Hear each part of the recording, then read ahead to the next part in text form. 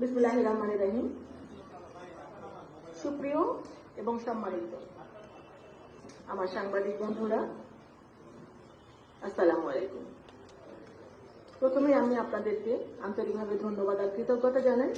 খুব অল্প সময়ের মধ্যে আপনাদেরকে অবগত করেছে, আপনারা এখানে হাজির হয়েছেন, সেজন্য আপনাদের আবারও আন্তরিকভাবে ধন্যবাদ আর কৃতজ্ঞতা জানাই। আর আপনাদের মাধ্যমে আজকে ঢাকা ৮ আসনের সর্বস্তরের জনগণকে ধন্যবাদ জানাই মির্জা আব্বাসকে ৮ আসনে এখানে এসে নির্বাচিত করার জন্য। প্রিয় সাংবাদিক বন্ধুরা, আপনারা হয়তো নোটিস করেছেন কিছুদিন যাবৎ সোশ্যাল মিডিয়া একটি ব্যাপার খুব ঘুরপাক খাচ্ছিল ভোটের কিছু অনিয়ম নিয়ে। আমি সেই ব্যাপারটা নিয়ে কথা বলতে চাইনি কখনো, কিন্তু গতকালকে চ্যানেল আই বাংলাদেশ সংবাদপত্র প্রতিদিন নামে একটা প্রোগ্রাম হয়, এটা ঠিক 12টার সময়। সেখানে ইত্তেফাকের সম্মানিত সাংবাদিক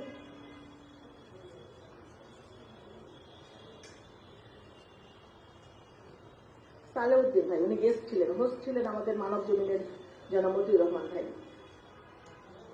তিনি কিছু কথা বলেছেন। তিনি বলেছিলেন যে সিদ্ধেশ্বরী বয়েজ স্কুলের যে ঘটনাটা কেন্দ্র করে যে সোশ্যাল মিডিয়ায় যে খবরগুলো এসেছে সেটা নিয়ে তিনি বলতে চাচ্ছিলেন যে ওখানে আমি গিয়েছি, ওটা বৈধ ছিল, কারণ আমি নির্বাচনে যে প্রার্থী মির্জা আব্বাসের প্রধান নির্বাচনী এজেন্ট, সেজন্য আমি প্রার্থী যেটা করতে পারি, যে জায়গায় যেতে পারি সেই এক্সেসগুলো আমারও আছে, সেজন্য আমি যেতেই পারি। এটা আমার যাওয়াটা সঠিক ছিল এবং আমি যে তাদেরকে চার্জ করছি সেটাও সঠিক ছিল।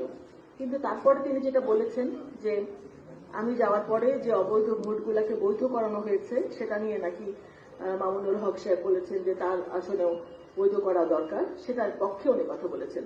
তো আমি আসলে সেই জিনিসটা ক্লিয়ার করার জন্য আজকে আপনাদেরকে ডেকেছি। আমি 12 তারিখে 5:30 6টার দিকে আমি জানতে পারলাম সিদ্ধেশ্বরী বয়েজ স্কুল থেকে আমাদের পোলিং এজেন্টরা ভিতর থেকে বারবার আমাকে নক করছিল, এখানে অনিয়ম হচ্ছে, অনেক অনিয়ম হচ্ছে, একটু পারলে এখানে আসেন। আমি তখন দৌড়ে চলে গেলাম, গিয়ে আমি দরজা নক করছি, বারবার নক করছি, অনেকক্ষণ, আধা ঘন্টা পরে দরজাটা খুললো, ভিতরে যেতে দিবেই না। তারপরে গেলাম, ওখানে প্রিজাইডিং অফিসার ছিল শামসুল ইসলাম ইসলামী ব্যাংকের, এবং প্রায় 5-6 জন বিদেশি পর্যবেক্ষক ছিলেন ওই রুমটার মধ্যে। ওখানে কাউন্টিং হচ্ছিল। তখন আমাদের যে ধানের শেষের এজেন্ট তারা বলছিল যে এখানে 25 থেকে 27টা ভোটকে তারা বাতিল করে দিয়েছে, যে ভোটটা ওই যে সাদা জায়গাটা সিল মেরেছে জন্য সেগুলোকে বাতিল করে দিয়েছে। কিন্তু আমি রওনা হওয়ার আগে জানতে পেরেছিলাম যে নির্বাচন কমিশন থেকে ওই ভোটগুলোকে বৈধ করার জন্য রিকোয়েস্ট করা হয়েছে। তখন আমি প্রিজাইডিং অফিসার শামসুল ইসলামকে বললাম যে এই ভোটগুলো তো নির্বাচন কমিশন থেকে বৈধ করার জন্য বলা হয়েছে। উনি বললেন যে আমরা এরকম কোনো নির্দেশনা পাইনি। তখন রিটার্নিং কর্মকর্তা এই সময় আমার মোবাইলে ফোন দিলেন। আমি তখন বললাম যে ভাই, এখানে তো রিটার্নিং কর্মকর্তা যে শামসুল ইসলাম, উনি কথা শুনতে চাচ্ছেন না, উনি এগুলোকে মানতে রাজি না। তখন উনি বললেন ওনাকে ফোনটা দেন। আমি ফোনটা সাইফুল ইসলাম, আমি স্পিকারে রেখেছিলাম ফোনটা। আমার স্পিকারে বিদেশি পর্যবেক্ষকরা শুনছিলেন, বিভিন্ন প্রার্থীর এজেন্টরাও শুনতে পাচ্ছিলেন, ধানের শেষের এজেন্টরাও শুনতে পাচ্ছিলেন, এবং ওই কক্ষের ভিতরে যারা ছিলেন সবাই স্পষ্ট শুনতে পাচ্ছিলেন যে স্পিকারের রিটার্নিং কর্মকর্তা বলছিলেন যে নির্বাচন কমিশন থেকে নির্দেশনা এসেছে এই ধরনের ভোটগুলোকে বৈধ করে দিতে। এখন এটা বাস্তবায়ন করবেন কি না করবেন সেটা সম্পূর্ণ আপনার ব্যাপার। তারপর উনি ফোনটা রেখে দিলেন। সেই শামসুল ইসলাম বললেন যে আমি এটা মানতে রাজি না। আমি বললাম আপনি কেন মানবেন না? বললাম আমি নির্বাচন, আমার সাথে তো সরাসরি কথা হয়নি, অন্য কারো, আমার উপরেও একজন কর্মকর্তা আছেন ম্যাজিস্ট্রেট, তিনি আসুক, তারপরে আমরা ডিসিশন নেব। আমি বললাম সেই ম্যাজিস্ট্রেটকে কল করেন। উনি অনেকবার কল করে বলে আসছেন। তারপর অনেকক্ষণ পরে সেই একজন মহিলা আসলেন ম্যাজিস্ট্রেট। উনি এসে, ওনার নামটা আমার ঠিক খেয়াল নেই, সাম আফরোজা হবে, উনি এসে বললেন যে না, এই ভোটগুলো সব বৈধ হবে, বৈধ করে দেন। কিন্তু তারপরে ওই শামসুল ইসলাম কিন্তু বললেন যে না, এই ভোট, উনি ওনার সাথে তর্কাতর্কি করলেন, মানে বললেন যে বৈধ হবে না। কিছুক্ষণ পরে ওই ম্যাজিস্ট্রেট তখন বললেন যে আমার আরেকটা জায়গায় একটা অনিয়ম হচ্ছে, আমি ওখানে একটু চলে যাই। তখন আমি বললাম যে আপনি এই জিনিসটা মানে সলিউশন না করে আপনি চলে যাচ্ছেন, তাহলে এটা কি হবে? তখন উনি বললেন যে আমি কিছুক্ষণ পরে আবার আসছি। তখন উনি চলে গেলেন, আর আসলেন। তখন আমি প্রিজাইডিং অফিসারকে বললাম যে আপনি এখন কি ডিসিশন নেবেন? উনি বললেন যে না, আমি সব একদম সিএসি বা সচিবের সাথে কথা না বলে আমি কোনো কাজ করবো না, মানে উনি কারো কথা শুনতে রাজি না। তো ওখানে আমি তো প্রায় আধা ঘন্টার উপরে ছিলাম হয়তো। তখন আমাদের ছেলেপেলেরা যারা পোলিং এজেন্ট ছিল তারা বলছিল যে এখানে অনেক ভোটের ব্যবধানে আমরা এগিয়ে আছি, আর এই ভোটগুলো দিবে কি দেবে। উনি মানে আমার সাথে তর্কাতর্কি হচ্ছিল যে আমি বলছিলাম যে আপনি যেটা লিগাল সেটা করেন, যেটা আপনাদের নির্দেশনা সেটা আপনারা মানেন। উনি মানবে না, তখন মানবে না, আমি চলে এসেছি। ওখানে কিন্তু একটা ভোটও ওরা বৈধ করে নাই, 25 থেকে 27টা ভোট। এবং আমার কাছে তারপরে 7:30 8টার দিকে ফোন আসছিল আমাদের পোলিং এজেন্টদের যে আমাদেরকে এখন জোর করে বের করে দিচ্ছে, লাইট অফ করে দিয়েছে, সিগনেচার নিয়ে নিয়েছে, আমাদের এখন আর কিছু করার নাই। এই সাইফুল ইসলাম সবাইকে তারপরে বের করে দিয়েছে, লাইট অফ করে দিয়েছে, এবং একটা ভোটও ওখানে বৈধ হয় নাই। তো যেটা সোশ্যাল মিডিয়ায় ছড়াচ্ছে যে আমি যাওয়ার পর ভোটগুলো বৈধ হয়েছে আর তারপরে মির্জা আব্বাস নির্বাচিত হয়েছে, এটা ঠিক নয়। আমি আমি আমি মানে ভেবেছিলাম না, মানে এটা নিয়ে যে আপনাদের সাথে কথা বলতে হবে এটা আমি আশা করি নাই। কিন্তু কালকে যখন আমি ওই চ্যানেল আইয়ের নিউজটা আমি মানে সংবাদপত্রে ওনার কথা যখন শুনলাম,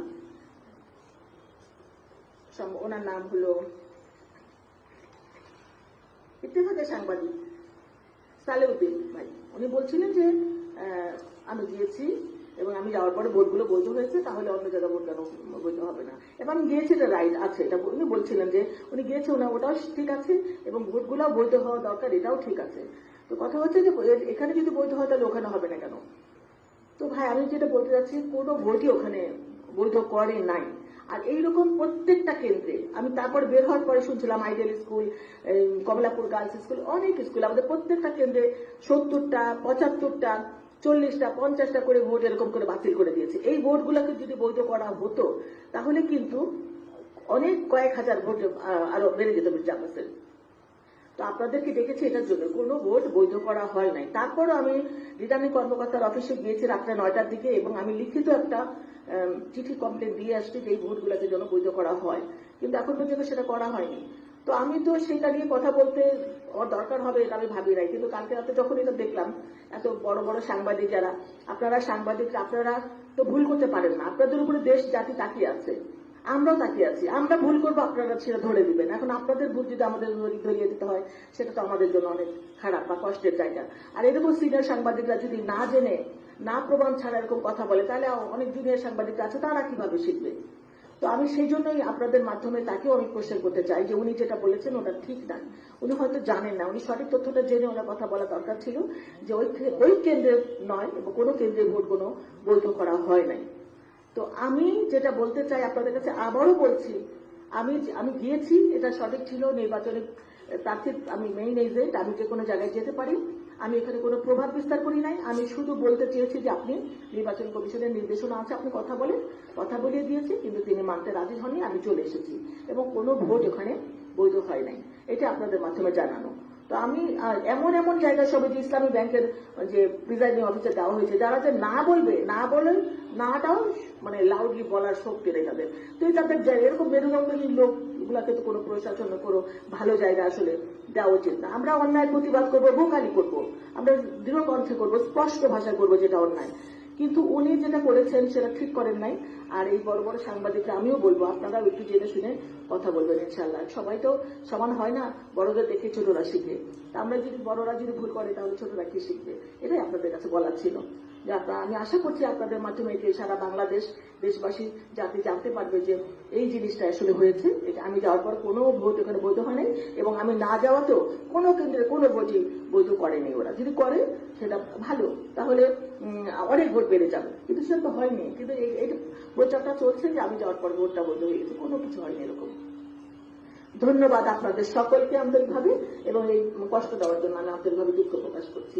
আর আশা করছি আপনাদের মাধ্যমে দেশ এবং জাতি সত্যটা জানতে পারবে। ধন্যবাদ আপনাদের সবাইকে। আসসালামু আলাইকুম।